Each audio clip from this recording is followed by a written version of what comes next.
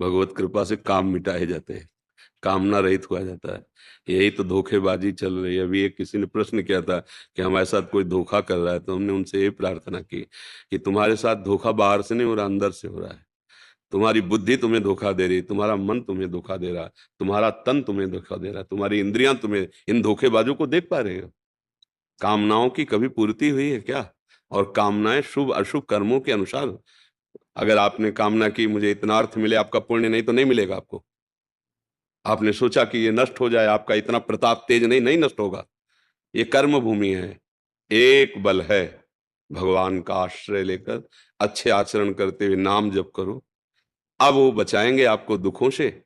और वो योगक्षेमम वहाम्यहम्, वो आपके योगक्षेम का, आपके कर्म में इतनी ताकत नहीं रह गई है। शुभ अशुभ कर्म करते करते करते करते अंतःकरण इतना मलिन हो गया है। बस अध्यात्म को समझे बिना ये सब प्रश्न उत्तर बेकार की बातें, समय नष्ट करना। आचरणों को अपने देखो। तुम्हें भगवान ने अवसर दिया मनुष्य शरीर देकर। भगवान ने तुम्हें आदेश किया, तस्मात् शास्त्रम प्रमाणम ते कार्या कार्यो व्यवस्थित। क्या कार्य है और क्या कार्य है, क्या विधि है क्या निषेध है, क्या करना चाहिए क्या नहीं करना चाहिए, क्या धर्म है क्या अधर्म है, ये मनुष्य शरीर से हो सकता है, पशुओं में नहीं लागू होता। आप धर्म पूर्वक चलिए, पूर्वकृत प्रारब्ध को भगवान का बल लेकर सहिए, और जैसी स्थिति में भगवान रख रहे हैं वैसी स्थिति में भजन कीजिए। आगे का बहुत बढ़िया हिसाब हो जाएगा। पिछली फसल बहुत बुरी है, भोगना पड़ेगा। चाहे महात्मा हो चाहे गृहस्थ हो, भोगना पड़ेगा। अवश्य में भोक्तव्यम। अखंड बाल ब्रह्मचारी, सत्यवादी, धर्मनिष्ठ भीष्म पितामह 6 महीना बाणों की सैया पे। हम तुम क्या है? ये कर्म बख्शता नहीं किसी को। इसलिए तो चिल्ला चिल्ला कहते होश में रहो, होश में रहो। कामनाओं की पूर्ति, क्या तुम्हारी कामना होगी? यही कामना होगी। शब्द स्पर्श रूप रस गंध, प्रकृति के 5 हैं, यही विविध रूपों में फैलकर जीवों को बांधे हुए हैं। तुम जो बात की कामना कर रहे हो वो किसी को प्राप्त है, वो और कामना कर रहा है। थोड़ा विचार करके तो देखो, क्या कामनाओं की पूर्ति से तुम्हारी शांति, तुम्हारा विश्राम स्थल, तुम्हें आनंद की प्राप्ति हो जाएगी क्या?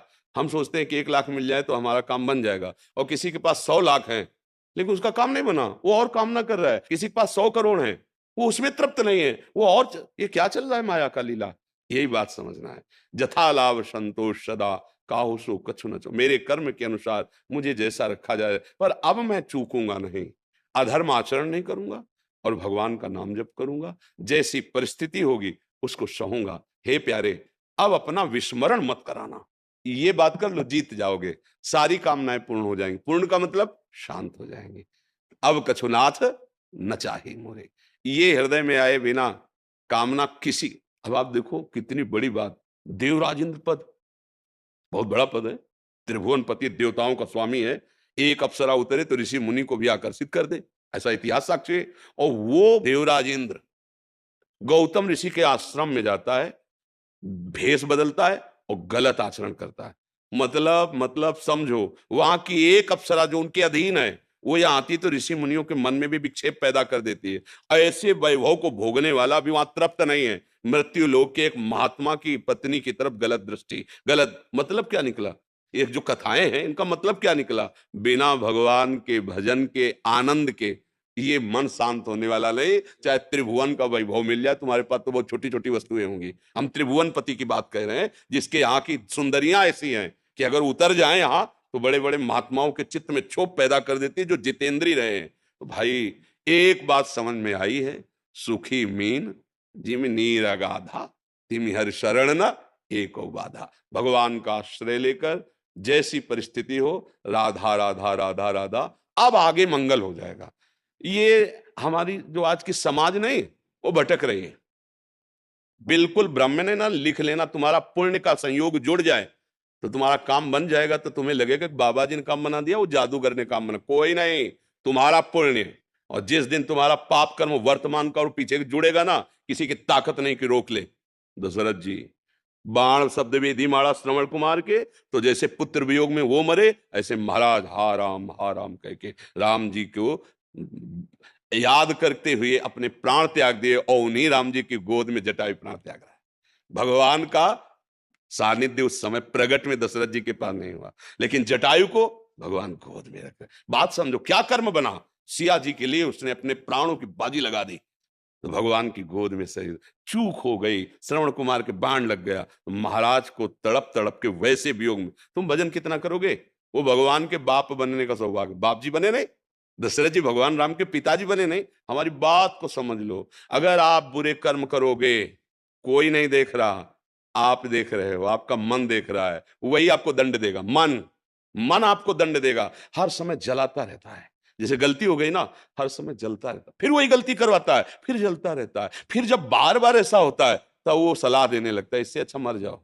देखो कहां पहुंचा दिया, महान पाप आत्महत्या करने के लिए प्रेरित कर दिया। हमारी बात को समझ जाओ, इस दुष्ट धोखेबाज मन पर नजर रखो, और नजर रखने की ताकत सत्संग और भजन से मिलती है। साधन को हरि भजन है कै सत्संग सा है, तब आप मन पे नजर, और मन पे नजर रख ली, उसको संभाल लिया, तो त्रिभुवन पर विजय प्राप्त कर ली। त्रिभुवन पर जिसने मन को चेला बना लिया वही सच्चा गुरु, जो वीर अपने मन को परास्त कर दिया वही वही महाबली। कुछ चले प्रवचन करो, वो वहीं गिराएगा। तुम चाहे जितने ऊंचे पद पे बैठो, वहीं गिराएगा जहां उसको गिराना है। मन की तरफ तो देखा ले जा रहा है, दूसरों की तरफ देखा जा रहा है। यही माया है। अपने मन को देखो कहां चल रहा है। कामनाओं से पूर्ति नहीं होती, शांति नहीं होती, कामनाओं के त्याग से शांति होती है।